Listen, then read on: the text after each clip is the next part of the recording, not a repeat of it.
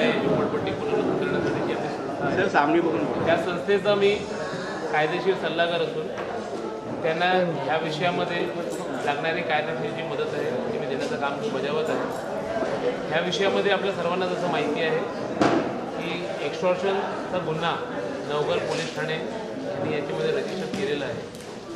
विषयाचं खूप योग्यरित्या पोलीस तपास करत आहे. विषय तपासाधीन आहे.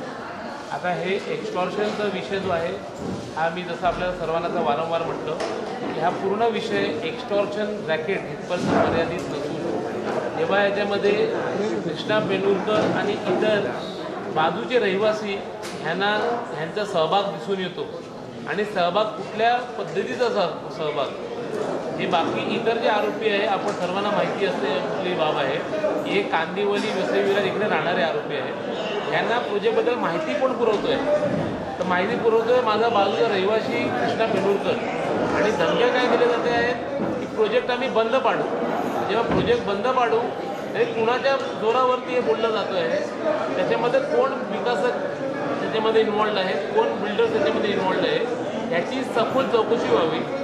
त्याच्यामध्ये जर आपण बघितलं बांदेकर स्वप्नील बांदेकर नावाचा जो व्यक्ती आहे तो माजी नगरसेवक असून उद्धव ठाकरे साहेबांचं एखादा चुनाव चिन्ह घेऊन पुढे येतो आहे. एखाद्या वेळी शिंदे साहेबांचं एकनाथजी शिंदे साहेबांचा चुनाव चिन्ह घेऊन पुढे येतो आहे आणि हा चिन्हांचा गैरवापर करत आहे. त्याची सुद्धा बाब आम्ही इलेक्शन कमिशनकडे दाखवून दिलेली आहे.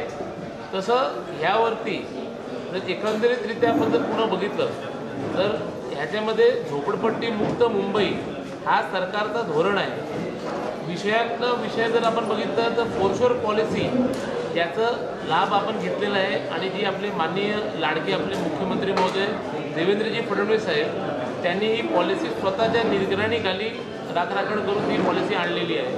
का कारण की तिथे विकासकाला गती मिळत नाही आहे प्लॉटला नंबर नाही आहे इतर बाबी आहेत त्या बाबींना आपण पुढे जाऊ आणि त्यांचा विकास कसा करून देता येईल आणि लोकांना कसं ते घरं लवकरात लवकर मिळवता येईल त्यासाठी त्यांनी ती योजना राबवलेली आहे आणि त्या धोरणाचा आपण वापर करून हे प्रोजेक्ट सबमिट केलं. प्रोजेक्ट सबमिट करत असताना आपल्याला माहिती आहे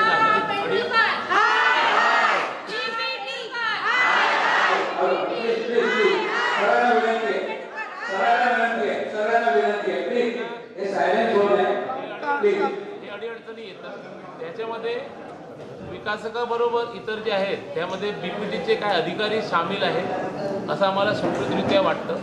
तर ह्या सर्व गोष्टींची एकत्रितरित्या सखोल चौकशी व्हावी आणि लोकांना तोच खरं न्याय ठरेल आणि सरकारने त्याच्यावरती लक्ष देता त्याच्यामध्ये CBIकडे हा मॅटर रेफर करावा. तेव्हा जे इन्व्हेस्टिगेटिंग एजन्सी इंडिपेंडेंटली त्यांचं काम करतात त्यांच्याकडे स्टेट CBCID किंवा असे जे इन्व्हेस्टिगेटिंग एजन्सीज आहेत किंवा इकॉनॉमिक ऑफेन्स विंग आणि इतर जे एजन्सीज आहेत त्यांच्याकडे हा मॅटर रेफर करावा आणि लवकरात लवकर याच्यामध्ये सत्य जे आहे कारण की जर जेवढं लांबलं तेवढं सत्याशिवाय आपण दूर होत जाणार. तर ह्याच्यामध्ये वेळेत वेळ काढून सरकारने लक्ष वेधावं आणि लवकरात लवकर लोकांना न्याय मिळावा त्यासाठी सरकारने गंभीर पावलं उचलली पाहिजे आणि जेणेकरून हे RTI ॲक्टचा जो गैरवापर करण्याचा जो RTI माफिया लोकांचा जो एक रॅकेट सुरू होतो आहे शहरामध्ये ह्याला पण कुठेतरी आपल्याला चाप बसवता येईल आणि जे सत्य असेल सत्य परिस्थिती आपल्याला जनतेसमोर आणता येईल आणि तोच ह्या जनतेला पूर्ण खरं न्याय ठरेल आहे. सर हा नेमका प्रोजेक्ट वरळीमध्ये कुठे चालू आहे आणि मागील किती वर्षात हा प्रोजेक्ट रखडला गेला होता? प्रोजेक्ट जर आपण बघितलं तर आपण जे सीलिंग आपण जे सुरुवात होते त्याच्याविषयी अवघ्या काही मिनिटांवरती आदर्श नगर आहे. आदर्श नगरमध्ये हा आपला जनता कॉलनीमध्ये हा आपला प्रपोजल आहे. यामध्ये जसं मी आपल्याला माहिती दिली की घरांची जी आज युनिटची जे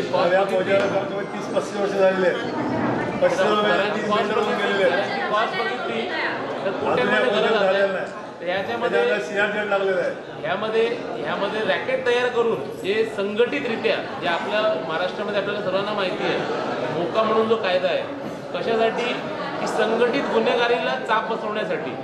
तर ह्यामध्ये आपण जर बघितलं तर संघटितरित्या सकृतपणे गुन्हेगारी दिसून येत आहे आणि ज्यामध्ये एक्स्टॉर्शन रॅकेट चालवणं हा एक भाग असून त्याच्या मागचं रिअल कारण जो दिसून येतो आहे आम्हाला की विकासकाला कुठल्या प्रकारे एक्स्टॉर्ट करता येईल प्रोजेक्ट कशा प्रकारे हायजॅक करता येईल आणि त्यामध्ये BPTचे अधिकारी व इतर जे सरकारी यंत्रणेमध्ये काम करणारे जे गव्हर्नमेंट अधिकारी आहेत शासकीय त्यांचं ज्या प्रकारे पॉवरचा गैरवापर केला जातोय हे सर्व बाबी खूप गंभीर आहेत.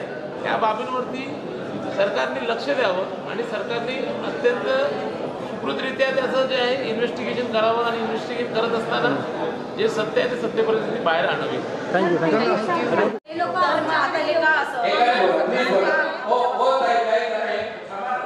स्वतःची घर आहेत ना, आम्ही किती मेहनत माईक खाली ठेवा. काम ते करतो. आज 15-20 वर्ष बाहेर आहे. आज 15-20 वर्ष बाहेर आहे. बेलेकर, राजेश बेलेकर आज 15-20 वर्ष बाहेर आहे. आज हे 30 वर्ष झाली प्रोजेक्टसाठी. आज प्रोजेक्ट आज 30 वर्ष रखडलेला आहे आणि आता संपूर्ण का पेट्रोलचा हा पेट्रोल कोण आहे? आता आम्ही जप्त्या अटक करा. महत्वाची गोष्ट आणि आकाशी पुस्तकाने आज आम्ही काम बरोबर आलेलं आहे. आज आम्ही 30 वर्ष बाहेर असताना तेव्हा कोण नाही आला, ना कोण मंत्री ना संत्री, पण आज पोलिसांनी आपल्याला सपोर्ट केला. महत्वाची गोष्ट आहे पेट्रोल बरोबर अटक करा आणि पाटील सगळं अटक करा.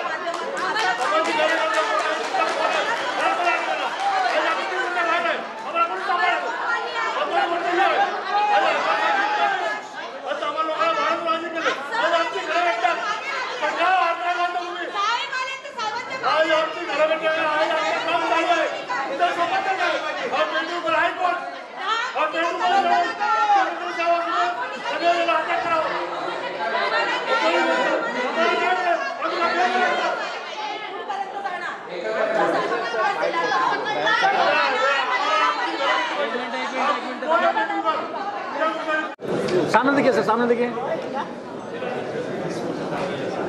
आता आपल्या महिलांना जे रहिवासी आहे त्यांना जर याच्यात काय बोलायचं असेल तर तुम्ही बोलू शकता. परत सांगा काय समोर बसा. हो समोर हो दादा. हो दादा समोर बघा. 5 मिनिटं. एक मिनिट मराठी एक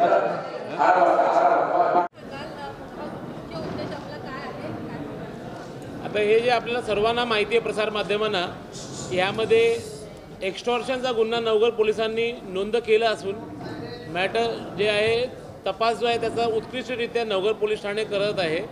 यामध्ये पूर्ण विषय जो आहे एकंदरीत जर आपण म्हटलं तर एकंदरीत हा पूर्ण विषय जो आहे हा प्रोजेक्ट हायजॅक करण्यासाठी काय सामाजिक कंटक एक्स्टॉर्शनचा मार्ग धरून आणि RTI कायद्याचा गैरवापर करून प्रोजेक्ट हायजॅक करायला बघताय आणि ज्यामध्ये BPTचे अधिकारी व काय गव्हर्नमेंट ऑफिसर ही त्यांची तालढोकणी करत आहे आणि त्यांच्या म्हणण्याप्रमाणे ते चुकीचेरित्या कामगिरी वाजवत आहेत. आणि तसंच जर आपण बघितलं तर कायद्याचा गैरवापर करून यामध्ये खंडणीची मागणी केली गेलेली आहे, जी खूप गंभीर बाब आहे. यामध्ये 44 ऑडिओ क्लिप पोलिसांना सादर केले गेलेले आहेत. त्याचा तपास खूप योग्यरित्या सुरू आहे आणि याच्यामध्ये असं सकृतरित्या दिसून येतं की कृष्णा पेनुरकर ह्या नावाचा शेवटी उल्लेख झालेला आहे पोलिसांकडनं, तपास यंत्रणेकडनं. आणि हे तपासात उत्पन्न झाल्यावरती हे असं आढळून येतं आहे की कृष्णा पेनुरकर हा बाजूचा रहिवासी असून ह्याने ह्या प्रोजेक्टची सर्व माहिती बाहेरचे जे कांदिवली, वसई, विरार इकडचे राहणारे लोक आहेत त्यांना पुरवलेली आहे. आणि ह्यामध्ये काही विकासक आणि बिल्डर हे प्रोजेक्ट हायजॅक करण्यासाठी ही पूर्ण यंत्रणेचा गैरवापर करत आहे. कायद्याने दिलेल्या तरतुदींचा गैरवापर केला जातो आहे आणि काही लोक जे आहे समोर त्यांच्याकडनं खंडणी मागितली जाते आहे. आणि तसंच हे प्रोजेक्ट हायजॅक करून कसं बिल्डरला त्रास देता येईल ह्यासाठी हे सामाजिक कंटक कार्यरत आहेत आणि त्याच्यासाठी तपास जोराशोरात सुरू आहे. आणि पुढे ह्याच्यामध्ये जी काय तपासामध्ये गती दिली जाईल त्याची सर्वात पुढे आपल्याला माहिती ती दिली जाईल.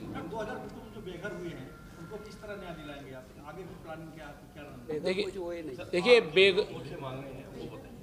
सर, हमारी मुख्य मांगनी ये है कि जो एक्सटॉर्शन का जो है रैकेट शुरू हुआ है ये किसके कहने पे शुरू हुआ है, किंगपिन कौन है, मास्टरमाइंड कौन है, इसमें BPT के अधिकारी व इतर लोगों की क्या इन्वॉल्वमेंट है, इसका एक CBI जांच होनी चाहिए.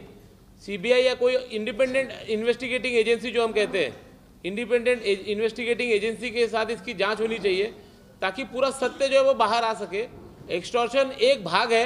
एक्सटॉर्शन के अलावा अगर आप देखोगे तो ये प्रोजेक्ट हाईजैक किसके कहने पे किया गया है, कौन इसमें इंटरेस्ट दिखा रहा है, कृष्णा पेनूरकर का नाम का आदमी जो एक स्लम डवेलर है, वो ऐसा धमकी देता है कि मैं प्रोजेक्ट बंद कर दूंगा। तो किसके कहने पे वो धमकी देता है, और इसमें बाकी कौन कौन लोगों की कितने लेवल की इन्वॉल्वमेंट है, और इसमें गवर्नमेंट ऑफिसर अपने पावर का मिसयूज कैसे कर रहे हैं। तो इसमें सीबीआई या कोई इन्वेस्टिगेटिंग एजेंसी जो इंडिपेंडेंटली काम करे, ऐसी इन्वेस्टिगेटिंग एजेंसी ने इसमें दखल लेना चाहिए। और इसके लिए हमारी माननीय मुख्यमंत्री महोदय व उप मुख्यमंत्री महोदय, जिनसे हमारी ये मांगनी है कि वो इस मैटर में गंभीर दखल दें और समय से न्याय दिलाना। ये सरकार ने ऑलरेडी काम बहुत अच्छे तरीके से किया है, और हमको लगता है कि ये समय से न्याय दिलाकर सरकार, ये जो आपने प्रश्न पूछा 2000 कुटुंबों को कैसे न्याय मिलेगा, तो सरकार इस 2000 कुटुंबों को इस तरह से न्याय दिला सकती है। इसमें कितने की खंडनी मांगी जा रही है? खंडनी बारंबार मांगी गई है, जिसके ऑलमोस्ट 44 के करीब ऑडियो क्लिप जारी की गई है। पुलिस को ऑडियो क्लिप दी गई है। 10 करोड़ से लेकर 1.5 करोड़ तक की मांगनी की गई है। हमारी एफआईआर आपको बता देगी कि इसमें 1.5 करोड़ की लास्ट उनकी डिमांड थी, जिसमें 15 लाख रुपए की पहली इंस्टॉलमेंट लेते हुए उनको पुलिस ऑफिसर्स ने रंगे हाथ पकड़ा हुआ है, और उनको वहाँ पे जगह पे सबको रेड हँडेड अरेस्ट किया हुआ आहे। सर याच्यामध्ये टोटल एकूण आरोपी किती आहेत? ह्याच्यामध्ये आत्ता निष्पन्न झालेले आरोपी जे आहेत, पहिले 4 पहिल्या रिमांडच्या वेळी आणि जेव्हा ट्रॅप झालं, जेव्हा त्यांना रंगेहात पकडलं गेलं, तपासामध्ये आमचे बाजूचे राहणारे रहिवासी कृष्णा पेनूरकर यांचं पण नाव निष्पन्न झालं, आणि आता यामध्ये 5 टोटल आरोपी आहेत, आणि ह्याच्यामध्ये इतर आरोपींची पण वाढ होण्याची खूप दाट शक्यता आहे, आणि ज्यामध्ये पोलीस यांचा तपास योग्यरित्या करतायत। आणि म्हणून आमची ही मागणी आहे की याच्या मागे कोण विकासक, कोण बिल्डर, कोण अधिकारी, ह्याची पूर्ण योग्यरित्या तपास झाली पाहिजे। आणि म्हणूनच जसं आपण म्हटलात की ह्याच्यामध्ये सरकारचा काय भाग असू शकतो, तर माननीय मुख्यमंत्री महोदय व माननीय उपमुख्यमंत्री महोदय यांनी याच्यामध्ये जनता जनार्दन यांना न्याय द्यायचं वारंवार काम केलेलं आहे, आणि तसंच याच्यामध्ये परत पुन्हा असं मला वाटतं की सरकारने पुढे येऊन हे जे 2000+ जे रहिवासी आहेत यांना या प्रकारे न्याय दिलं पाहिजे। राजनीति का इसमें हम तो अभी तक हमको राजनीति से इसमें कोई एंगल हमको दिक्कत नहीं आ रहा है, बल्कि हम ये इसमें अपने मुख्यमंत्री देवेंद्र जी फडणवीस साहब को थैंक्स कहना चाहते हैं, उनको धन्यवाद करना चाहते हैं कि जिन्होंने फोरश्योर पॉलिसी लाकर इस प्रोजेक्ट की अच्छे तरीके से शुरुआत की, और जिसमें हम पहले लाभार्थी ठहरे उसमें कि हम फोरश्योर पॉलिसी के अंदर अपने प्लॉट को नंबर दे पाए, जिससे हम अपना स्कीम जो है SRA के सामने लेकर जा पाए और स्कीम हमारी सबमिशन हो पाई। धन्यवाद।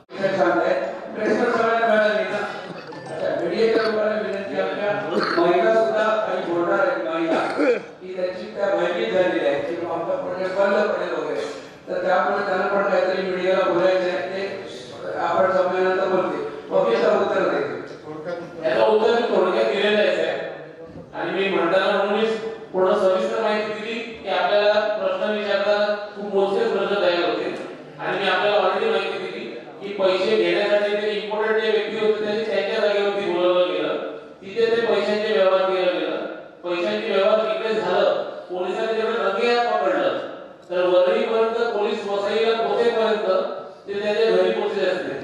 म्हणून नगर पोलिसांनी त्याचे कामगिरी दाखवली, लगेच तत्पर दाखवली, आणि त्याच्या हद्दीमध्ये तो गुन्हा घडलं, पैशाचं देवाणघेवाण जो होतं तो त्याच्या हद्दीत झाला, आणि म्हणून ते क्राईम आपण त्या प्रकारे रजिस्टर झालं। पण तुम्ही वरळी किंवा दादर पोलीस स्टेशनला काही तक्रार वगैरे यापूर्वी केल्या होत्या का की एक्स्ट्रोशनची? हे सर्व जे बोलत आपण हे सर्व विषय तपासणी नाही, तक्रार केले होते, क्लिपची ऑडिओ क्लिपची आणि इतर गोष्टींची ऑलरेडी तक्रार आहे, आणि तसंच हे आता तपासामध्ये ऑलरेडी पोलिसांसमोर सादर केले गेलेले आहे। तक्रारीची प्रत उपलब्ध आहे, आपण घेऊ शकतो। आपण ते काय त्यांनी एफआयआर दाखल करून घेतला, त्यांनी खंडणीचा गुन्हा दाखल करून घेतला नाही का असं तुम्हाला म्हणायचं का दादर पोलिसांनी? नाही, बिलकुल नाही, आमच्या पोलिसांवरती काही आक्षेप नाहीये। पोलिसांनी उत्कृष्ट कामगिरी बजावली आहे।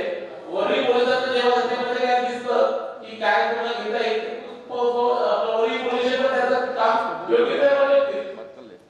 10 कोटीची खंडणी मागितली जाते, तर यामध्ये बिल्डरचा काही काळ वेळ आहे असं वाटत नाही का? बिल्डरचं जर आपण बघितलं तर बिल्डरचं हे जे सपोर्ट मागे पूर्ण उभं आहे, आज आपण बघितलं त्या प्रोजेक्टमध्ये जवळजवळ सुमारे 100 नाही तर 95% लोकांचा सपोर्ट बिल्डर ह्याच्या बरोबर आहे। तर हे आपल्याला दाखवून देतं की बिल्डरचा काय कारभार किंवा इतर बाबीमध्ये काय आपलं घरातलं सर्व काम सोडून आणि इतर आपल्या संसाराची नोकरी सोडून परत आले नसते. बरीच वेळ आहे की पत्रकारांसमोर बिल्डरच्या विरोधात म्हणजे बरोबर आहे, चांगला प्रश्न आहे आपण विचारला. कसं आहे तुम्हाला सांगतो, आपले जे बिल्डर आहेत आताजी गुप्ता यांनी कोरोना काळामध्ये आमच्या रहिवाशांना 2 वर्षे रेशन पुरवलं, अत्यावश्यक सुविधा दिल्या, कुठल्या गरीबाला काही अनाकारी होऊ दिली नाही. नंबर 1. नंबर 2, आजच्या घडीला अख्ख्या मुंबईवर बिल्डरांच्या तक्रारी सगळे पोलिसांकडे जातात. बिल्डरनी काय आपल्या कामाला लक्ष दिलं नाही म्हणून सरकारकडे जातात. पण एवढंच आहे, तुमचा प्रश्न बरोबर आहे. हा पहिलाच आम्ही बघतोय की बिल्डरच्या मागे ही सगळी जनता आहे, बिल्डरच्या मागे सगळे झोपडपट्टीवासी. याचा अर्थ असा होतोय की तुम्ही त्याचा अर्थ कसा काढायचा तो काढा. याचं कारण सांगतो की स्पष्टपणे की बिल्डर आणि रहिवाशामध्ये जे प्रेमाचे संबंध, ते चांगले संबंध निर्माण केलेले आहेत, त्याला बिल्डर कारणीभूत आहेत. आणि आम्हाला आशा आहे की हे बिल्डर आमचा प्रोजेक्ट लवकरात लवकर पूर्ण करतील. याचं कारण सांगतो, सगळ्यांना 2 वर्षाचं भाडं त्यांनी दिलं आहे. कोणी विश्वास झालेला नाहीये, कामठेकर साहेब, कोणी नाराज झालेला नाही. ऐका ना, हे सगळं तुम्ही सांगता ते बरोबर आहे. त्यांना पोलिसांनी अटक केलेली आहे. हिमांशू शाह, किशोर कागरेकर, निखिल बोलावे तिघांना अटक देखील करण्यात आलेली आहे. आणि स्वप्नील बांदेकर हा नालासोपारा येथील माजी नगरसेवक आहे, खंडणीखोर, त्यातला एक तुमच्या म्हणण्यात.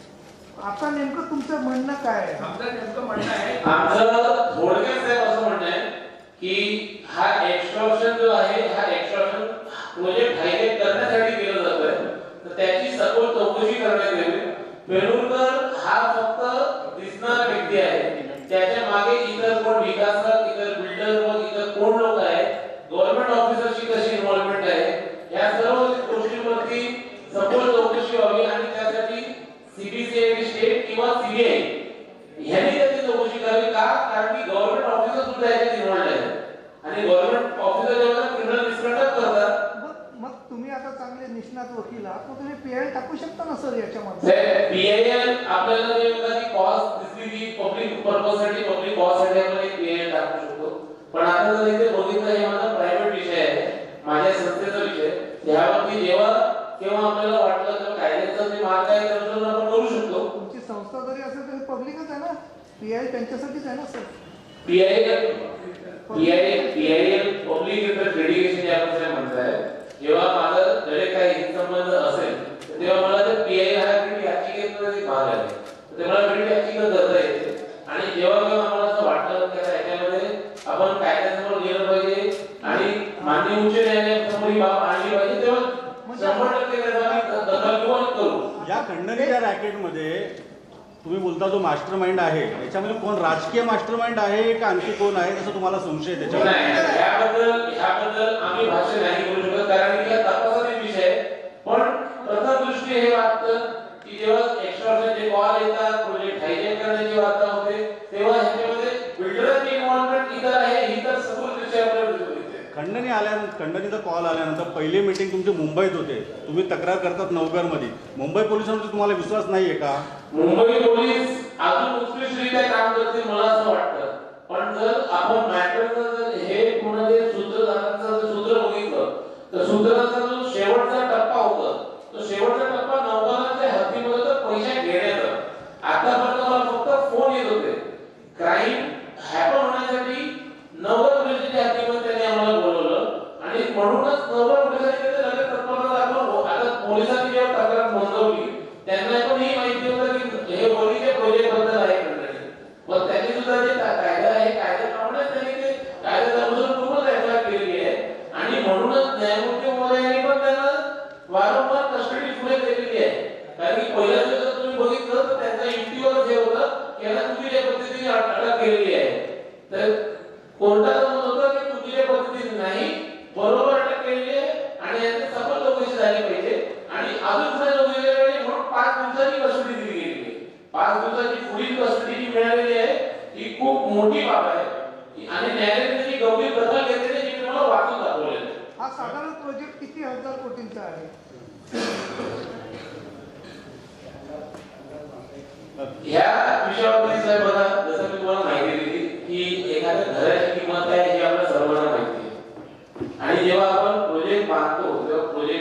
बांधकाम हा विषय विकासाचा विषय असतो, तर त्याच्यावरती आपण काही भाष्य करणं योग्य ठरलं नाही. कारण आज आपला जो विषय आहे की जो प्रोजेक्ट हायजेक करण्याचा जो सामाजिक कंटक आणि इतर बिल्डर जे त्याच्याबद्दल इन्व्हॉल्वमेंट घेत आहेत. प्रोजेक्ट जर कॉस्टली नसता तर हायजेकचा प्रकार आला नसता. बरोबर आहे, त्याच्या वॉल्यूममध्ये प्रोजेक्ट कॉस्टली नसतो असं आपल्याला वाटतं काय? कारण आपण डायमंडच बोलतात ना, ते म्हणतं की वॉल्यूमचा प्रोजेक्ट कॉस्टली नसतं असं आपल्याला वाटतंय काय? महत्त्वाचं आहे the accused prima facie misuse the provision of law. हे कोण म्हणतोय? कोर्ट म्हणतोय. the accused prima facie प्रथम दृष्ट्या आरोपी यांनी कायद्याचा गैरवापर केलाय आणि पुढे and accused used it as a weapon for commission of offense. कायद्याचा गैरवापर केला आहे आणि कायद्याला हत्यार म्हणून चुकीच्या पद्धतीने वापरलं गेलेलं आहे. आणि पुढे कोर्टाला समज जातं the present crime is serious and require thorough investigation. याच्यात सखोल चौकशी सखोल तपास करण्याची गरज आहे का त्याचं उत्तर पण न्यायालयाने दिलेलं आहे. to go to the root of the matter and unfold the truth behind the crime. म्हणजे कोर्टाने कुठली बाब निदर्शनास आणून दिलेली आहे की हा जो मॅटर आहे, हा जो विषय आहे, कारण की हा विषय आपला प्रथम दृष्टी दाखवतो की कायद्याचा कशा प्रकारे गैरवापर केला गेलेला आहे आणि कायद्याचा गैरवापर करून कशा प्रकारे पैसे उकळले गेलेले आहेत आणि एक्सटॉर्शन केलं गेलेलं आहे कायद्याचा गैरवापर करून. आणि ह्याच्यामध्ये सखोल चौकशीची गरज आहे कारण की यामध्ये रिअल सत्य जे आहे ते सत्य सखोल चौकशी करून बाहेर आलं पाहिजे. आता धन्यवाद आमच्याकडे साहेब.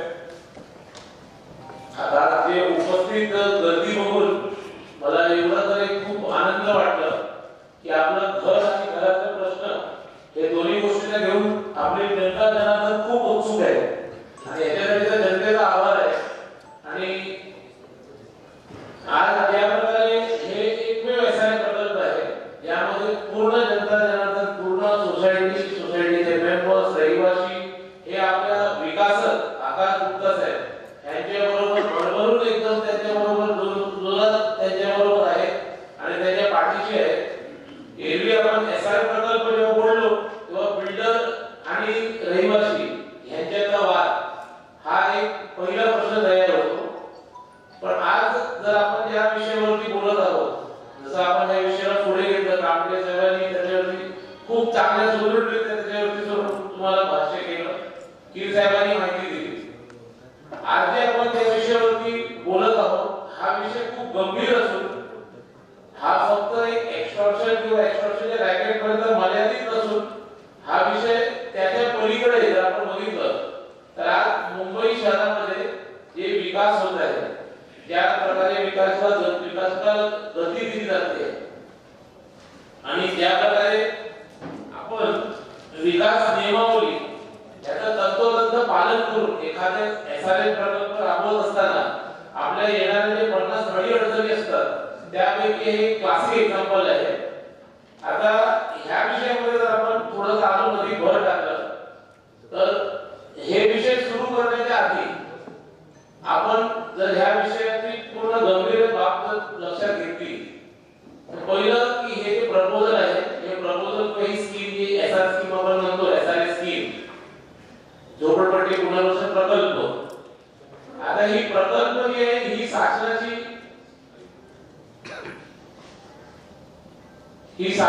एक स्कीम आहे. त्यामुळे शासनाने हा धोरण ठरलं की आपल्याला मुंबई जे शहरी करायची, मुंबई स्तमुक्त करायची हे आपल्या सर्वांना माहिती असेल. हे धोरण शासन ठरलं की 2020 पर्यंत आम्ही मुंबई मुक्त करू. पण आज जे सामाजिक कंटक आणि इतर जे त्रास विकासकांना दिलं जातोय आणि ज्या प्रकारे कायद्याचा दुरुपयोग केला जातोय हे मी एकटा म्हणत नाहीये, हे आपल्या बरोबर जे ह्या सगळ्या विषयामध्ये मेहमान कोर्टाने जे आदेश दिलेले आहेत त्या आदेशामध्ये कोर्टाने पण हे म्हटलेलं आहे की आज न्यायाचं आणि जे कायदा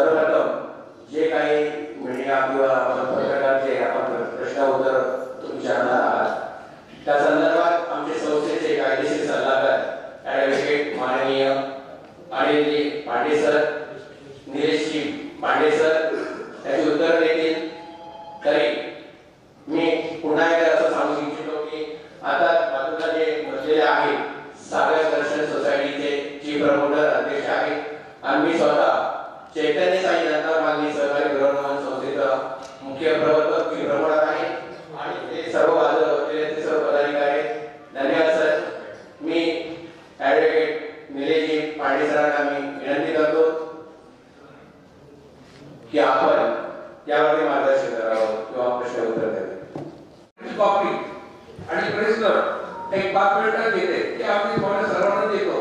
गुंडांची नाव त्या प्रेस नोटमध्ये आम्ही टाईप केलेली आहे, ती सर्व तुम्हाला आम्ही देतो. तर हा प्रकल्प कुठेतरी मागे लागतोय आणि अशा प्रकारे हे विघ्न आलेलं आहे. रहिवासी भयभीत झाले, रहिवाशाला वाटलं कुठेतरी हातात तोंडाला आलेला घास आमचा हिरावून घेतला जात आहे. म्हणून रहिवाशाची मोठ्या प्रमाणामध्ये या ठिकाणी आलेले, शांतपणे आले. आमचे रहिवासी अत्यंत सुज्ञ आहेत आणि त्यांनी चांगल्या प्रकारे सहकार्य केलेलं आहे. हा प्रकल्प ही इमारत होण्यासाठी त्यांनी असा परिश्रम केले आणि असं असताना या ठिकाणी गेल्या वर्षभरापासून हा प्रकल्प होऊ नये म्हणून अनेक समाजकंटकांनी खोडा काढला.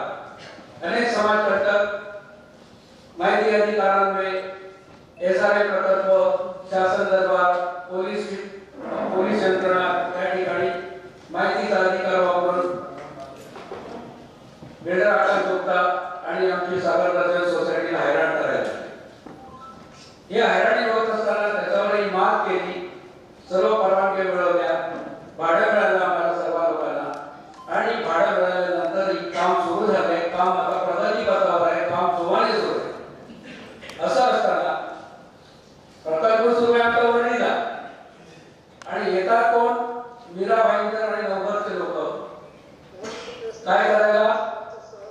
नाही तुम्ही आम्हाला एवढे पैसे दिले पाहिजे, नाही तर आम्ही प्रकल्प बंद पाडू, आम्ही असं करू, अमुक करू, तमुक करू. ही धमकी वेळोवेळी आमच्या विकासात आकार चुकताना द्यायला. मग काय करणार? गेल्या आठवड्यामध्ये सहन झालं नाही. 20 लाखाची 10 लाखाची खंडणी या गुंडांनी मागितली. 10 कोटीची खंडणी या गुंडांनी मागितली आमच्या विकासाला. ही 10 कोटीचे पैसे नाही आकाशाला लागतात, पैसे आकाशाला लागत नाही, त्यासाठी मेहनत करावी लागते. असा परिश्रम करून त्यांनी सर्व परवानगी मिळवले आणि काम सुरू केले. यांना कशाबद्दल द्यायचे 10 कोटी रुपये? म्हणून पोलीस ठाण्यामध्ये तक्रार केली. नवघर रोड पोलीस ठाण्याने तक्रार केल्यानंतर इमिडिएट कारवाई केली 2 तासाच्या आणि या खंडणीखोरांना अटक केली. आम्ही सागर दर्शन सोसायटीच्या वतीने सर्व रहिवाशांच्या वतीने नवघर रोड पोलिसांचे ठाणे पोलिसांचे अत्यंत आभारी आहोत. पण हे आभार मानत असताना आणखी त्रुटी थोडीशी बाहेर. पोलीस आणि न्यायालयात, सत्र न्यायालयात उभं केलं. त्यांना माननीय सत्र न्यायालयाने त्यांना पोलीस कोठडी सुनावली. आमचे विधिज्ञ, आमचे कायदेशीर सल्लागार निलेश पांडे साहेब, ॲडव्होकेट निलेश पांडे यांनी माननीय सत्र न्यायालयामध्ये अथक परिश्रम केले, मोठा युक्तिवाद केला आणि यांची पोलीस कोठडीमध्ये वाढले. 10 फेब्रुवारीपर्यंत या गुंडांना पोलीस कोठडी देण्यात आलेली आहे.